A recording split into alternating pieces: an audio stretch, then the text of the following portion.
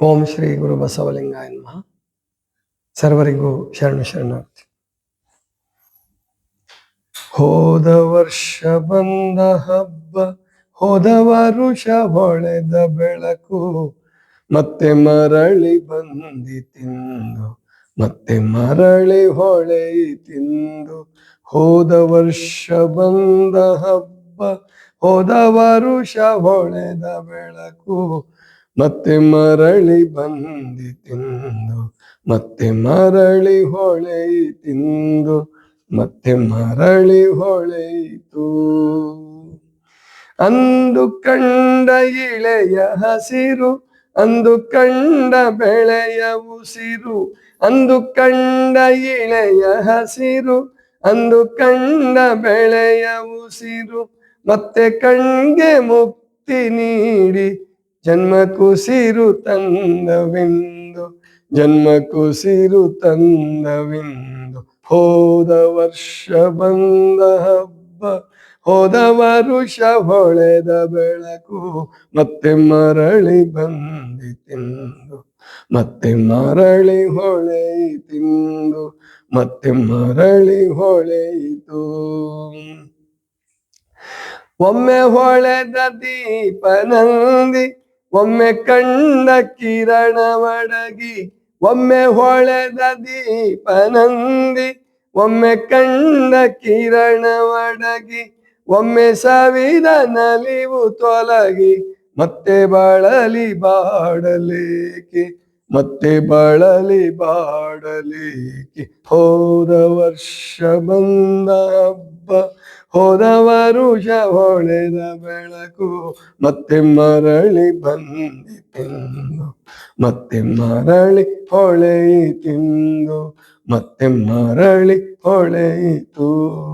ಬೆಳಗನಿದನು ಕಾಣಲಿಕ್ಕೆ, ದೀಪವಿದನು ಹಚ್ಚಲಿಕ್ಕೆ, ಬೆಳಗನಿದನು ಕಾಣಲಿಕ್ಕೆ, ದೀಪವಿದನು ಹಚ್ಚಲಿಕ್ಕೆ, ಒಂದು ವರುಷ ಕಾಯಬೇಕೆ, ಒಂದು ವರುಷ ತಡೆಯಬೇಕೆ, ಒಂದು ವರುಷ ತಡೆಯಬೇಕೆ. ಹೋದ ವರ್ಷ ಬಂದ ಹಬ್ಬ, ಹೋದ ವರುಷ ಹೊಳೆದ ಬೆಳಕು, ಮತ್ತೆ ಮರಳಿ ಬಂದಿತೆಂದು, ಮತ್ತೆ ಮರಳಿ ಹೊಳೆಯಿತೆಂದು, ಮತ್ತೆ ಮರಳಿ ಹೊಳೆಯಿತು.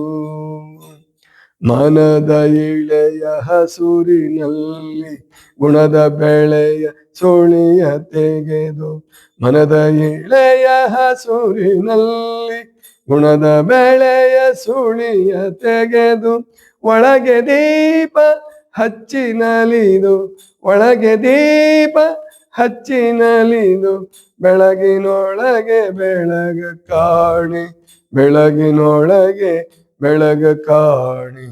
ಎಂದಿಗೂ ದೀಪೋತ್ಸವ, ಎಂದಿಗೂ ದಿವ್ಯೋತ್ಸವ, ಎಂದಿಗೂ ದೀಪೋತ್ಸವ, ಎಂದಿಗೂ ದಿವ್ಯೋತ್ಸವ, ಎಂದಿಗೂ ದಿವ್ಯೋತ್ಸವ, ಎಂದಿಗೂ ದಿವ್ಯೋತ್ಸವ.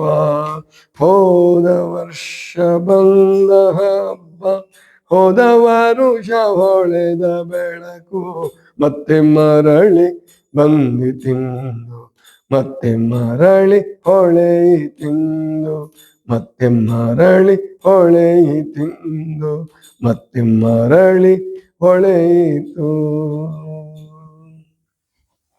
ಇದು ಒಂದು ಭಾವಗೀತೆ. ಆರ್.ಸಿ. ಗೋಸ್ನೂರ್ಮಠ್ ಅಂತ ಹೇಳಿ ಇದರ ರಚನೆಕಾರರು.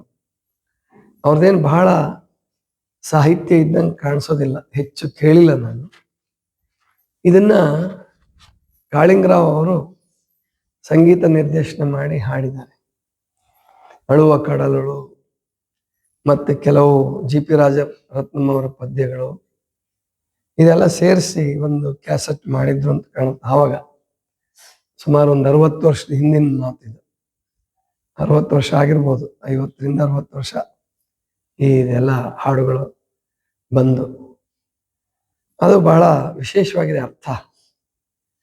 ಹೋದ ವರ್ಷ ಬಂದ ಹಬ್ಬ, ಹೋದ ವರ್ಷ ಹೊಳೆದ ಬೆಳಕು, ಮತ್ತೆ ಮರಳಿ ಬಂದಿತೆಂದು ಮತ್ತೆ ಮಳೆ ಬಂದು ಹೊಳೆಯಿತು.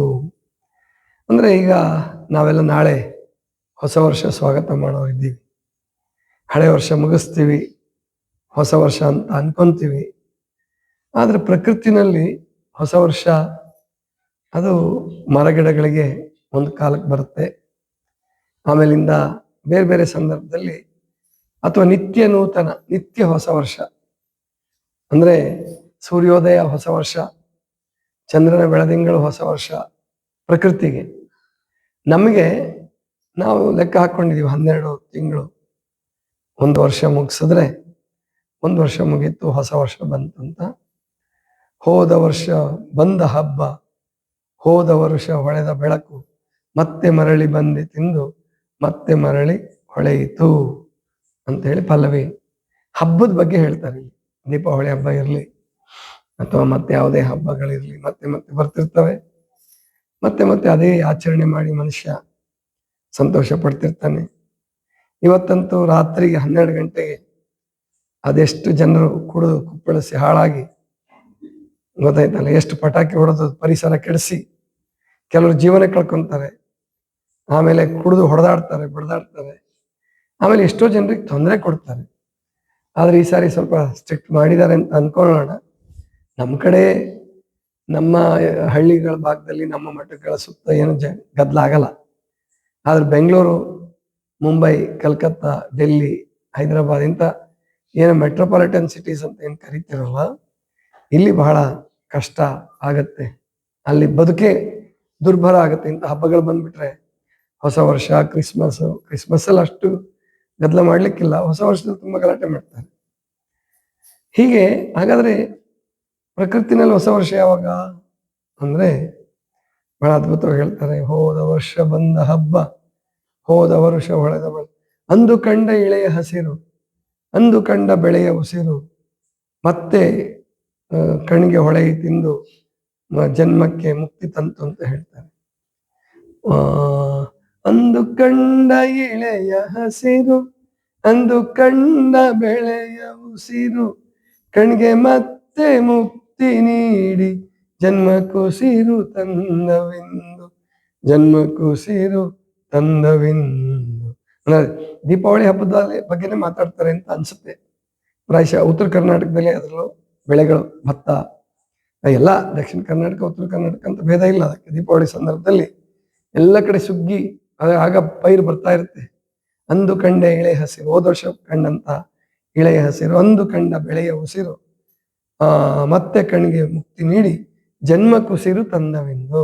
ಅಂದ್ರೆ ನಮಗೆ ಸಂತೋಷ ಆಗುತ್ತಲ್ಲ, ರೈತರಿಗೆ ಸಂತೋಷ ಆಗುತ್ತೆ, ಎಲ್ಲರಿಗೂ ಸಂತೋಷ ಆಗುತ್ತೆ. ಹಸಿರನ್ನು ನೋಡಿದರೆ, ಬೆಳೆಯ ಸಮೃದ್ಧವಾದ ಬೆಳೆಯನ್ನು ನೋಡಿದರೆ ಯಾರಿಗೆ ಸಂತೋಷ ಆಗೋದಿಲ್ಲ? ಅದಕ್ಕೆ ಮುಂದೆ ಅವ್ರದ್ದು ಸಂಶಯ ಏನು ಅಂದ್ರೆ, 2 ನುಡಿಯಲ್ಲಿ ಒಂದು ಹೊಸ ಸಿದ್ಧಾಂತವನ್ನು ಮಂಡಿಸ್ತಾರೋ ಅಥವಾ ಒಂದು ಹೊಸ ಆಲೋಚನೆಯನ್ನ, ಹೊಸ ಚಿಂತನೆಯನ್ನ ಮಂಡಿಸ್ತಾರೆ.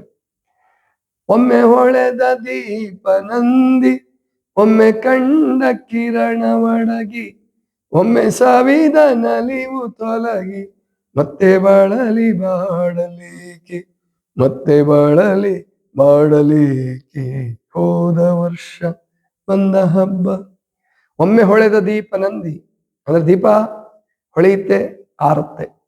ನಂದೋದಂದ್ರೆ ಆರದು. ಒಮ್ಮೆ ಹೊಳೆದ ದೀಪ ನಂದಿ, ಒಮ್ಮೆ ಕಂಡ ಕಿರಣ ಒಡಗಿ, ಒಮ್ಮೆ ಸವಿದ ನಲಿವು ತೊಲಗಿ, ಮತ್ತೆ ಬಳಲಿ ಬಾಳಲೇಕೆ.